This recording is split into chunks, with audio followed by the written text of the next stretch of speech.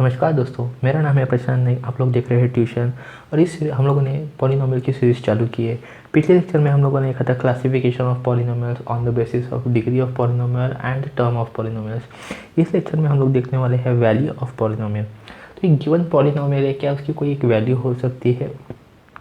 जी हाँ, हम उस पॉलिनोमियल की वैल्यू कैलकुलेट कर सकते हैं, पर किसी भी पॉलिनोमियल की कोई एक ही वैल्यू नहीं रहती। पॉलिनोमियल की वैल्यू कैलकुलेट करने के लिए आपको एक रेफरेंस की ज़रूरत है, एक रेफरेंस पॉइंट की ज़रूरत है। क्या है रेफरेंस पॉइंट, वो समझ लेते हैं।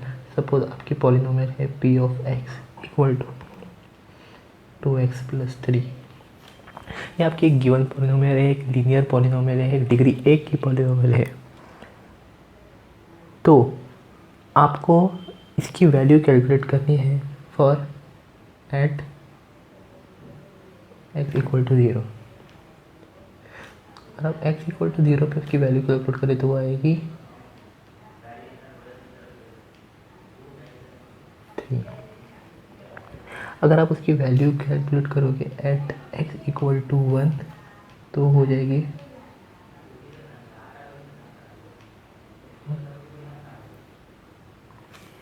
3, 5। तो ये पॉलिनोमियल की आप डिफरेंट वैल्यूज़ कैलकुलेट कर सकते हो on different values of x। तो हम लोग ये भी कंक्लूजन ड्रॉ कर सकते हैं कि कोई पॉलिनोमियल की एक वैल्यू नहीं होगी, पॉलिनोमियल के मल्टीपल वैल्यूज होंगे और वो गिवन एक तो पॉइंट x की गिवन वैल्यू के लिए उसकी करस्पॉन्डिंग वैल्यू चेंज होती रहेगी। इसके ऊपर हम एक थोड़ा और डिटेल डेप्थ में डिस्कशन कर लेते हैं।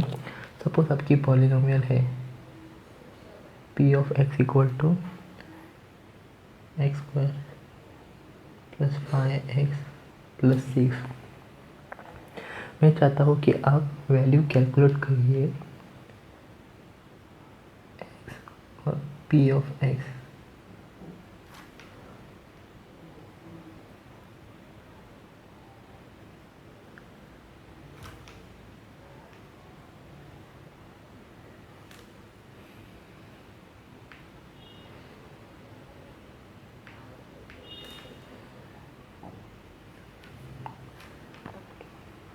यहाँ -4 और वहाँ +4 तक वैल्यू कैलकुलेट कीजिए।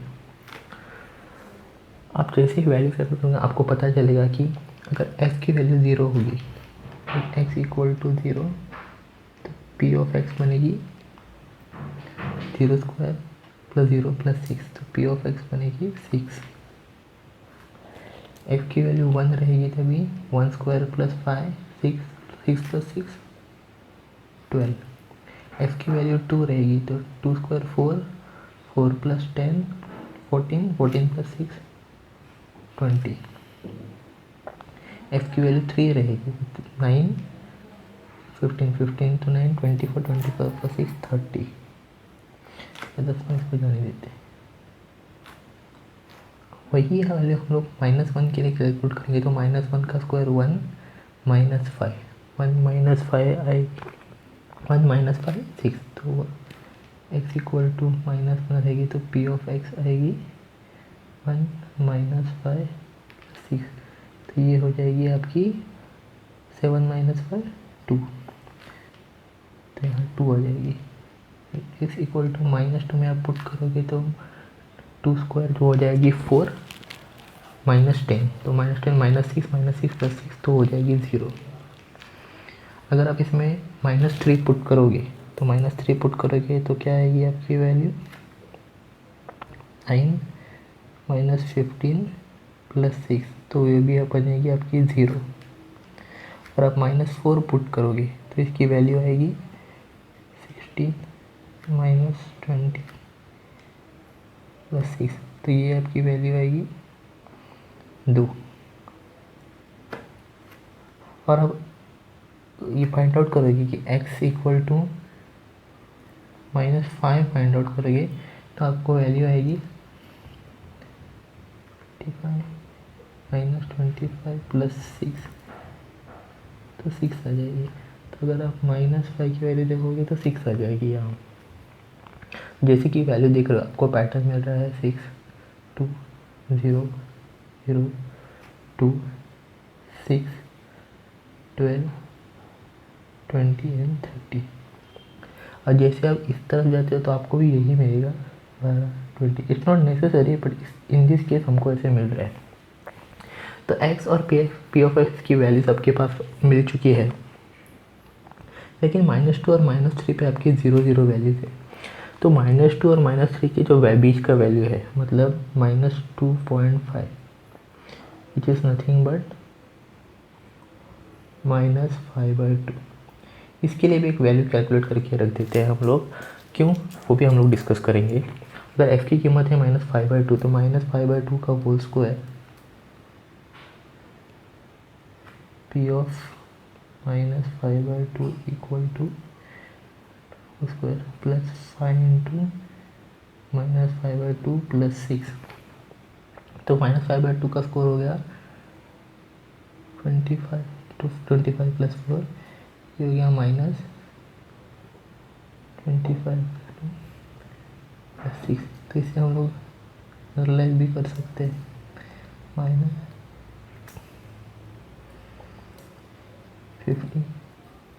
प्लस 6।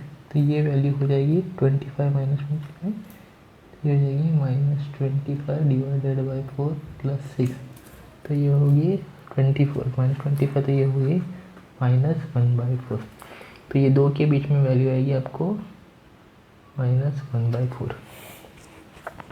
अभी ध्यान से देखिए -1/4। मैं आपसे क्यों बात कर रहा था कि अभी इसको ध्यान से देखिए। अभी सपोज p ऑफ x है, हम लोग इसका ग्राफ प्लॉट करें।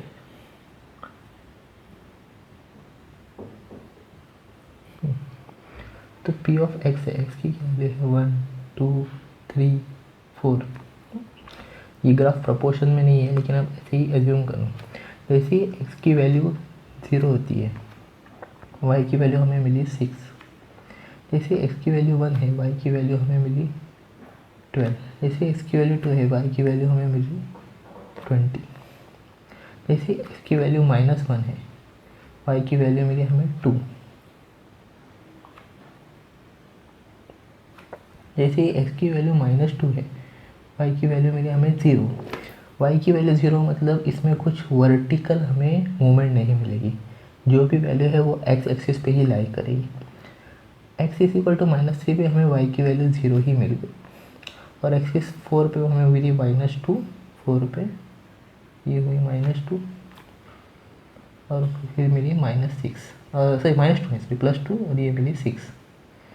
तो अगर आप इन सारे पॉइंट को अगर मिलाओगे कुछ ऐसा बनेगा। और जैसे कि हम लोगों ने देखा 2 और 3 के बीच का जो पॉइंट था उधर हमें मिला -1/4 मतलब इधर। तो बेसिकली आप देखोगे दिस इज़ नथिंग बट आपको कुछ ऐसे ग्राफ मिला है कि एक्स एक्सिस है, वाई एक्सिस है और आपको कुछ ऐसे ग्राफ मिला है। तो ये आपकी ग्राफ बन गई, मतलब आपकी पॉलिनोमियल एक ग्राफ को रिप्रेजेंट करती है। और ये ग्राफ आपके इस जो वेरिएबल है वो वेरिएबल को आपने x को कंसिडर करके प्लॉट बनाया और y एक्सिस पे जो वैल्यू थी वो थी p of x। x axis को आपने ग्राफ के वेरिएबल के विद रिस्पेक्ट प्लॉट किया और जो y एक्सिस पे जो वैल्यूज़ थे वो थी आपकी पॉलिनोमियल की वैल्यू। तो ये जो ग्राफ है वो x एक्सिस को जिधर कट कर रहा है उसे कहते हैं zeros of the polynomial. Zeros of the polynomial मतलब क्या रहता है कि points for which polynomial value is 0। अगर आप देखोगे ये जो ग्राफ था इसकी ये है -2 का पॉइंट x इक्वल टू -2 और ये है x equal to -3, x equal to -3, x equal to -2। ये जो दो पॉइंट है वो पॉइंट पे ही आपका जो गिवन ग्राफ है पॉलिनोमियल ग्राफ उसने x एक्सिस को इंटरसेक्ट किया। तो अभी आप कहोगे x एक्सिस को ही चूज़ क्यों किया गया है, क्योंकि x एक्सिस के रिस्पेक्ट में ही हम लोगों ने ग्राफ बनाई है। x एक्सिस पे क्या थे तो x की वैल्यूज़ जो हम लोग इसमें पुट कर रहे थे। फॉर दैट मैटर अगर आपको गिवन कुछ ऐसे दिया रहता p of t equal to t² plus 5t plus 6। तो अब क्या करने वाले थे, T square plus 5t plus 6, ये जो वैल्यूज़ है ये आप x की जगह पे पुट करने वाले थे ग्राफ में, मतलब t की वैल्यू और p ऑफ t की वैल्यू, और आपको ये बॉक्स इधर ऐसे मिलता, और आप ये भी कहते कि ये जो वैल्यू है वो मैं x एक्सिस पे प्लॉट करूँगा और ये है वो y एक्सिस पे प्लॉट करूँगा। इसमें भी ये जो वैल्यूज़ है आपने x एक्सिस पे पुट किए और ये x एक्सिस पे पुट किया और ये y एक्सिस में पुट किए, ये जो है। तो जो वैल्यूज़ है आपके पॉलिनोमियल की वेरिएबल में जा रहे हैं वो आपने x एक्सिस के रिस्पेक्टिव में पुट किए हैं। इसीलिए अगर आपका ग्राफ x एक्सिस को जिधर जिधर इंटरसेक्ट कर रहा है उसे हम लोग कहते हैं जीरोज ऑफ द पॉलिनोमियल। तो अभी बात आई कि एक पॉलिनोमियल में कितने जीरोज रह सकते हैं। इसका भी का इंटरेस्टिंग जवाब है, क्योंकि अगर आप देखोगे कि अगर आपकी पॉलिनोमियल की डिग्री 0 है तो एक कांस्टेंट बन जाएगी, मतलब उसका कोई ज़ीरो है, इसके नंबर ऑफ ज़ीरोस तो ज़ीरो ही रहेंगे। लेकिन अगर आपकी पॉलिनोमियल की डिग्री 1 है मतलब आपकी polynomial for example 5x plus 7 है, या फिर छोटा नंबर आपकी पॉलिनोमियल है, पॉलिनोमियल आपकी डिग्री है कि x प्लस 2, ये आपकी पॉलिनोमियल है। तो इसमें कितने जीरोज रहेंगे, मैंने अभी जैसे कि हम लोगों ने प्रीवियसली डिस्कस किया था कि डिग्री 1 पॉलिनोमियल को हम लोग लीनियर पॉलिनोमियल भी बोलते हैं। तो क्यों बोलते हैं इसे हम लोग अभी देखेंगे। अगर आप देखोगे x और px की वैल्यू हम लोग का टेबल बना लेते हैं। x की वैल्यू 0 रहेगी तो px की वैल्यू क्या रहेगी 2, x की वैल्यू 1 रहेगी तो px की वैल्यू क्या रहेगी 3, x की वैल्यू 2 रहेगी तो px की वैल्यू रहेगी 4। वैसे ही अगर x की वैल्यू -1 रहेगी तो px की वैल्यू क्या रहेगी p ऑफ x की 1, और -2 रहेगी तो वैल्यू रहेगी 0, और अगर -3 रहेगी तो वैल्यू रहेगी, मैं इस साइड लिख रहा हूँ, ऐसा ज़रूरी नहीं कि इस साइड ही लिखना चाहिए, दिस इज सेट तो किधर भी लिख सकते हो आप, ऐसे सीक्वेंस में होना चाहिए, ऐसा ज़रूरी नहीं। इट्स नॉट नेसेसरी कि आप ऐसे इसी सीक्वेंस में लिखिए, क्योंकि ये कलेक्शन है तो आप कोई भी सीक्वेंस में लिख सकते हैं एज लॉन्ग एज आपको ग्राफ प्लॉट करना है इसलिए। तो अभी देखेंगे -3 के लिए क्या आएगी वैल्यू, -3 2 + 1 तो ये हो जाएगी -1, और अगर आप -4 के लिए प्लॉट करोगे तो हो जाएगी -2। तो देखिए आपने x की वैल्यूज़ प्लॉट की है, x की वैल्यूज़ ली है और उसके अगेंस्ट की px की वैल्यूज़ प्लॉट की है।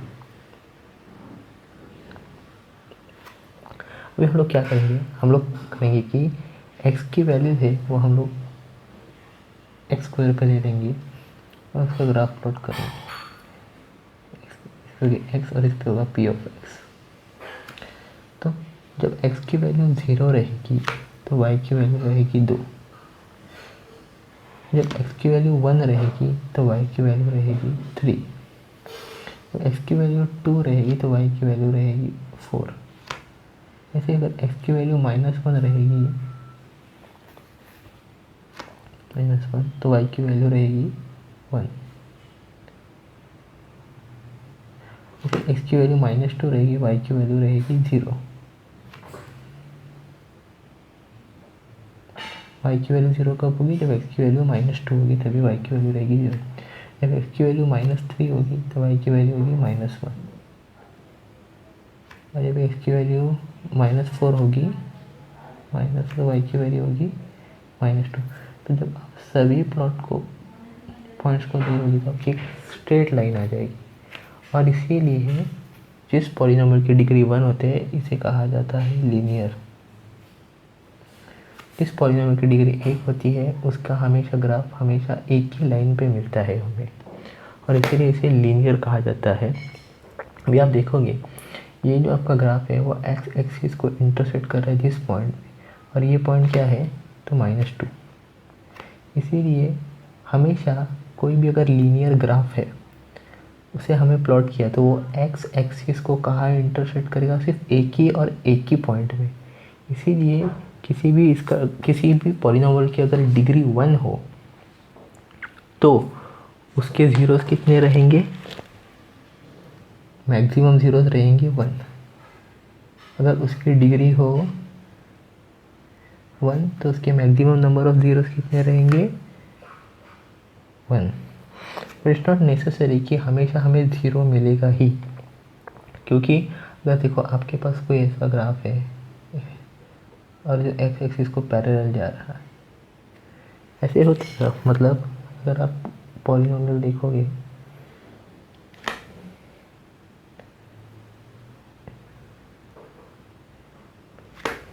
और ये आपके पॉलिनोमियल है तो x इक्वल टू 2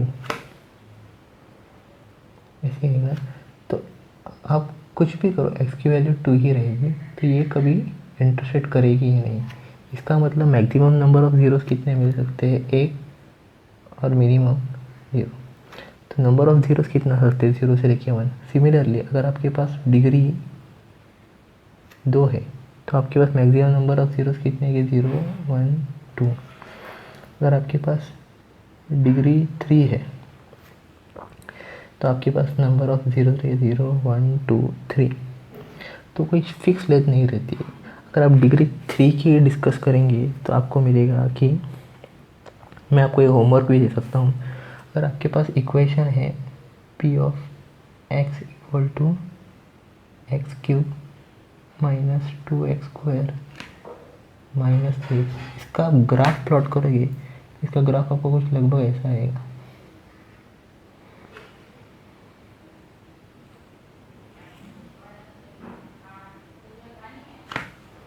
इसका ग्राफ आपको कुछ ऐसे, सॉरी ऐसे नहीं, इसका ग्राफ आपको कुछ ऐसे आएगा और इसके ज़ीरोस हो गए -1 0 3। मतलब x की ये वैल्यूज़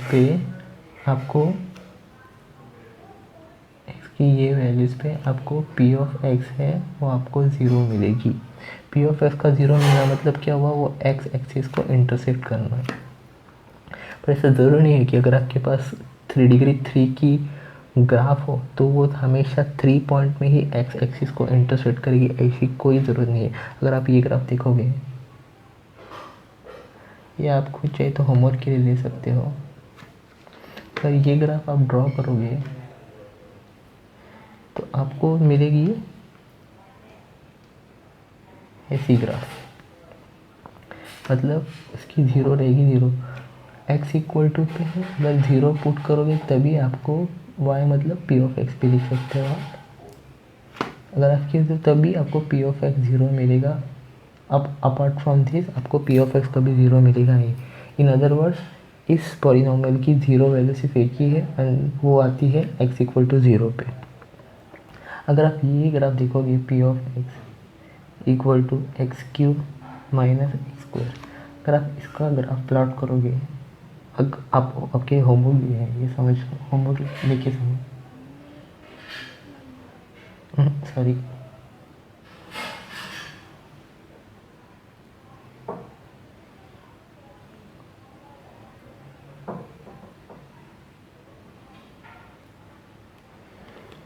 अगर इसका तो इसमें एक्स एक्सिस को कितने पॉइंट में टच हो रहा है, एक और दो ही पॉइंट में इंटरसेक्ट हो रहा है इस ग्राफ में। तो हम लोग ये भी कह सकते हैं कि ये पर्टिकुलर ग्राफ के लिए अपने पास 2 ही ज़ीरोज़ है। तो आप इसे सॉल्व कीजिए। मैं आपको होमवर्क के लिए देता हूँ कि x की कौन सी 2 वैल्यूज़ पे p ऑफ x 0 मिलेगी। तो ऐसे ज़रूरी नहीं है, लेकिन हम लोग ये कंक्लूड कर सकते हैं कि आपके पास डिग्री 3 है तो मैक्सिमम आपके पास 3 ज़ीरोज़ अवेलेबल रह सकते हैं। 3 ज़ीरोज़ मतलब x की ऐसी 3 वैल्यूज़ पे p ऑफ x 0 हो जाएगी। लेकिन ज़रूरी नहीं है कि हमेशा 3 ही मिले। मैक्सिमम नंबर ऑफ 3 ज़ीरोज़ हमें मिल सकते हैं, मिनिमम नंबर 0 तक भी आ जा सकता है, जैसे कि हम लोगों ने देखा है। और क्या आपको हमेशा ऐसी ग्राफ निकालने की ज़रूरत नहीं है। मैंने आपके लिए ज्योमेट्रिकल अंडरस्टैंडिंग के लिए ये बताया, उसका एक्चुअल मीनिंग क्या होता है। लेकिन अगर आपको एग्ज़ाम में सम आता है कि अगर p of x equal to 2x + 3 है तो इसकी एक्स क्या, इसकी ज़ीरो कैलकुलेट करें तो सिंपली आपको क्या करना है कि 2x+3 को आपको ज़ीरो मान देना है, क्योंकि आपको यही जानना है कि x की कौन सी वैल्यू पे p ऑफ x ज़ीरो हो जाएगी। तो सीधा स्ट्रेट अवे एज्यूम कर लो कि 2x+3 ऑलरेडी ज़ीरो है, तो उसकी वैल्यू क्या आएगी, 2x = -3, x = -3/2। तो x = -3/2 पे p ऑफ x की ज़ीरो वैल्यू आएगी, मतलब 2x+3 एक लीनियर ग्राफ निकलेगा। ये एक डिग्री का है तो इसकी मैक्सिमम एक ज़ीरो पॉसिबल है, और वो कौन सी है, तो -3/2 पॉइंट पे है। अगर और इसी ज़ीरो को हम लोग कई बार रूट्स ऑफ पॉलिनोमियल भी बोलते हैं। ये इसी इनका ही मतलब रहता है रूट निकालना, उसके ज़ीरो निकालना, मतलब उस ग्राफ का उस पॉलिनोमियल के ऐसे कौन से जो पॉइंट्स है और कितने पॉइंट्स है जिस पे एक पर्टिकुलर वैल्यू पुट करने के बाद वो पॉलिनोमियल और वो पॉलिनोमियल इक्वेशन और वो ग्राफ, वो पॉलिनोमियल इक्वेशन की वैल्यू ज़ीरो आएगी, और एल्स वो ग्राफ एक्स एक्सिस को इंटरसेक्ट करेगा।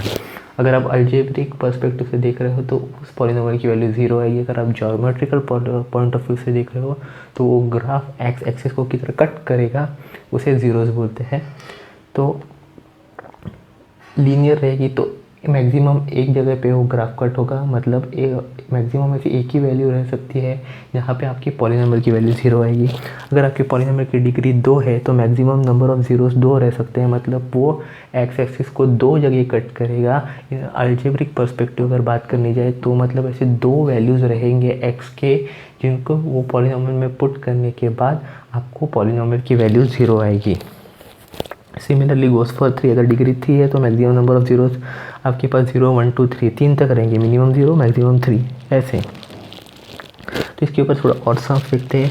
अगर आपके पास p ऑफ x है x+5, ये काफ़ी आसान सा सम है, मैं आपको भी करूँ तो इसकी हमें फाइंड आउट करना है, ज़ीरो कैसे फाइंड आउट करना है। तो x+5 = 0 पहले एज्यूम करके चलेंगे, तो x = -5, तो p ऑफ -5 होगी 0। वैसे अगर हमें किसी क्वाड्रेटिक इक्वेशन का देखना होगा, for example x² + 2x + 1 = 0, quadratic equation को हम फैक्टर्स कैसे कर सकते हैं या रूट कैसे करते हैं वो सब्सिक्वेंट लेक्चर्स में देखेंगे। अभी मैं आपसे कहता हूँ कि this is x² + 2x + 1 is nothing but x + 1 the whole square = 0, which is nothing but x + 1 = 0, तो x = -1। तो इंस्पाइट ऑफ ये सेकंड डिग्री की इक्वेशन है, मतलब इसकी जो ग्राफ रहेगी वो कोई कर्व रहेगी। कैसे, नॉट एग्जैक्टली लाइक ऐसे नहीं रहेगी। अगर आप उसका ग्राफ प्लॉट करेंगे तो आपको पता चलेगा वो कर्व रहेगी, एक स्ट्रेट लाइन नहीं रहेगी, क्योंकि लीनियर की स्ट्रेट लाइन रहती है, पर जिसकी जब भी आपकी डिग्री 2 हो जाती है तो आपकी कर्व बन जाती है, ऐसे ऐसे, तो ऐसे कैसे भी कर्व बन जाती है। तो ये अगर कर्व बनेगी तो एक्स एक्सिस को दो पॉइंट में इंटरसेक्ट करने के चांसेस ज़्यादा रहते हैं। लेकिन हम लोग देख रहे हैं कि इसकी x = 1, मतलब इसकी ऐसी एक ही वैल्यू है जिस पे इस पॉलिनोमियल की वैल्यू 0 आती है। अगर इसकी एक ही वैल्यू है, मतलब हम लोग ज्योमेट्रिकल पर्सपेक्टिव से सोचेंगे तो ऐसे भी हो सकता है कि अगर इसका हम लोग ग्राफ प्लॉट कर ले, तो वो ग्राफ एक्स एक्सिस को सिर्फ एक ही पॉइंट में इंटरसेक्ट करेगा। तो चलिए देखते हैं कि ऐसा है क्या। x और p ऑफ x अगर हम लोग देखेंगे तो अगर आप 0 पुट करेंगे तो 0 0 0 पे वैल्यू आएगी 1। अगर आप 1 वैल्यू डालोगे तो 1 + 2 3 4 आएगी। अगर आप 2 डाल रहे हो तो 4 4 + 4 8 9। अगर आप -1 रख रहे हो तो -1 का स्क्वायर 1 1 1 2, तो वो 0 आएगी। अगर आप -2 रख रहे हो तो -2 का 4, ये वैल्यू 1 आएगी इधर, क्योंकि 2 का स्क्वायर इज +4 -4, तो -4 कैंसल आउट हो जाएगी।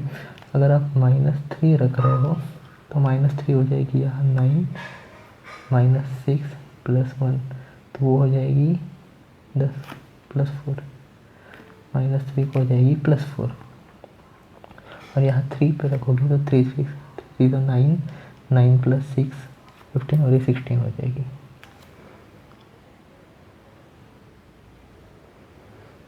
अभी आप इसका अगर ग्राफ प्लॉट करोगे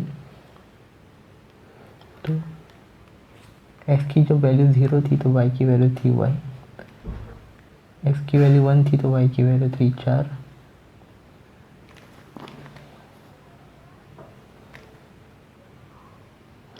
एक्स की वैल्यू 2 थी तो वाई की वैल्यू थी 9, और एक्स की वैल्यू 3 थी तो वाई की वैल्यू थी 16, एक्स की वैल्यू -1 थी तो वाई की वैल्यू थी 0, एक्स की वैल्यू 1 थी तो वाई की वैल्यू आई 4, सॉरी एक्स की वैल्यू -1 थी तो वाई की वैल्यू 0, एक्स की वैल्यू -2 थी तो वाई की वैल्यू आई 1, और एक्स की वैल्यू अगर -3 आई तो वाई की वैल्यू आई थी 4।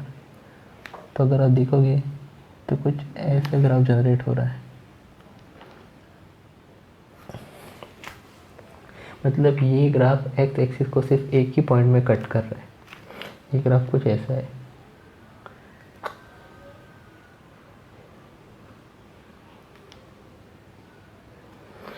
एक ही पॉइंट में कट कर रहा है इधर ये ग्राफ। इसीलिए ये ग्राफ आपको एक ही ऐसा पॉइंट मिलेगा जो वो पॉइंट पॉलीनोमियल में पुट करने से आपको वैल्यू 0 मिलेगी, या फिर ज्योमेट्रिकल पर्सपेक्टिव से देखा जाए तो ऐसा एक ही पॉइंट मिलेगा। वो पॉइंट आपका ग्राफ एक्स एक्सिस को सिर्फ एक ही पॉइंट में कट करेगा। इधर तक बात क्लियर है। लेकिन हमेशा अगर ज्योमेट्रिकल पर्सपेक्टिव से देखा जाए तो क्या वो हमेशा एक्स एक्सिस को ही कट करेगा, इसके ऊपर एक स्पेशल डिस्कशन करेंगे लेकिन आगे के लेक्चर में। Till then take care.